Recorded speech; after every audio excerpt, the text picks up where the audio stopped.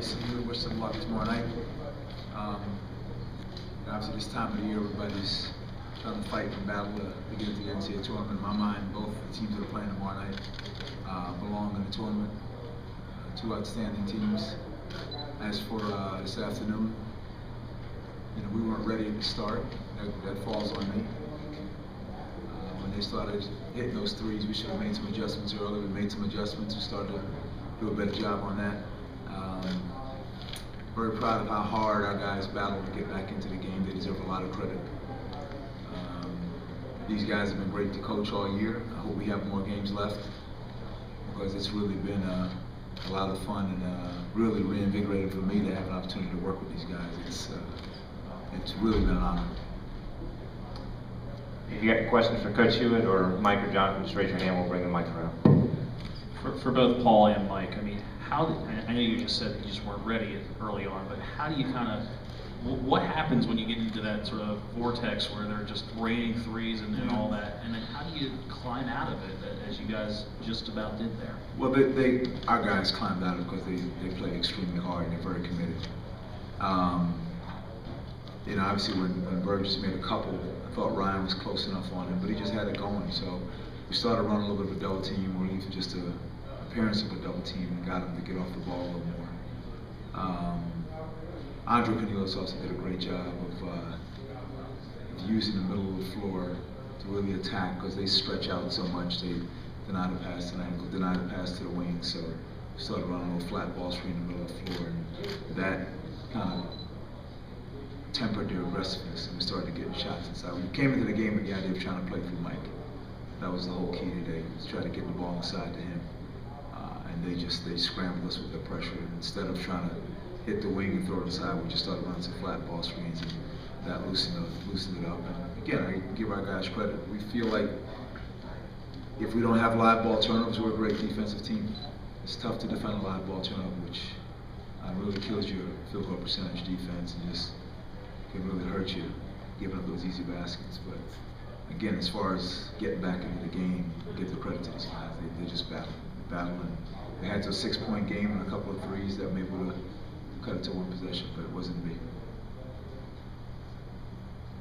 Mike, can you talk about the team's mentality?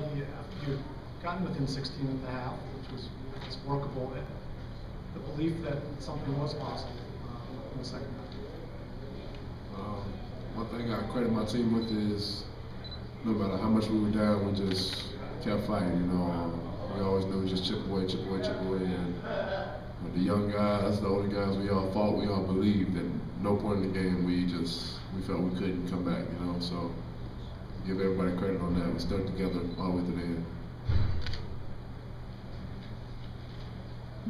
Coach, what were you saying at halftime? Obviously, we know where the deficit was in the first media timeout, and then coming into the halftime, starting to get into that run, extending into the second half. What was your talk like with everybody? Just a couple of things we felt like we need to adjust defensively. And, I wasn't pleased, obviously. I was somewhat upset at the end just to say, hey, let's continue to battle. I thought there were some things that, from an aggression standpoint, that we weren't doing, and we started doing them. Offensive boards, we got 16 offensive rebounds. And really attacking the middle of the floor because, again, they extend so much. Coach, in the second half, you came out with a look that we hadn't really seen all season, how Andre Cornelius really handled the ball. What prompted that change? Well, we actually started about the 10-minute mark in the first half, and that's when we got back in the game because we just wanted to put some quickness on the ball and really get into the paint. And that, again, that tempered their aggressiveness a little bit.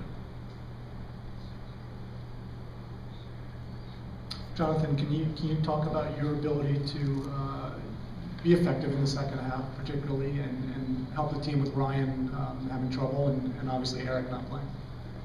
I just have to give credit to the team, just having faith in me and pushing me to playing my best. Coaches and everybody just pushing me to just having confidence in me. That gave me confidence. Was this for you the point where a game where you felt the most confident that you can make an impact? This game and the last game, everybody had confidence in me, coaches and everybody, and it just worked out. But we didn't get the W like we wanted to. But Mike, just after how this entire game unfolded, and I know how much this weekend meant to you, just how drained are you, and just how exhausted and disappointed are you at this point? I'm very tired. You know, everybody should be. We had to fight back from so far behind. We ought to play so hard. You know, so we're tired. But you know, we wanted to win. We didn't. But I'm still very proud of my teammates. You know, and the whole team, everybody. You know, we fought back, never quit. So I'm not. I don't know.